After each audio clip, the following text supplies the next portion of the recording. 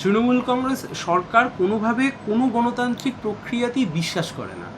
সে যে কোনো ভোট হোক, সেখানে মারধর করা হোক, বা আগে যে তোমার আমাদের স্কুলগুলোতে যে ম্যানেজিং কমিটির ইলেকশন হতো, তুমি দেখো স্কুলগুলোর ম্যানেজিং কমিটির ইলেকশন বন্ধ করে দিয়েছে। ডিপিএসসির যে ইলেকশন হতো সেই ইলেকশনগুলো বন্ধ করে দিয়েছে। কলেজের যে ছাত্র সংসদ নির্বাচন হতো সে কলেজে সেই ছাত্র সংসদ নির্বাচনগুলোকে বন্ধ করে দিয়েছে। যার ফলে একটা ডেমোক্রেটিক স্পেস থাকে, তো ডেমোক্রেটিক প্রসেস থাকে, এবং ছাত্র রাজনীতির মধ্যে দিয়ে কিন্তু শিক্ষিত ছেলেমেয়েরা রাজনীতিতে আসে। না হলে রাজনীতিতে ওই ভালো ব্লেড চালাতে পারা আর ভালো বোম মারতে পারা ছেলেপুলেরাই থাকবে। তাহলে ছাত্রদেরকে রাজনীতি থেকে অংশগ্রহণ কমিয়ে দাও, এটা একটা তৃণমূল কংগ্রেসের প্রচেষ্টা।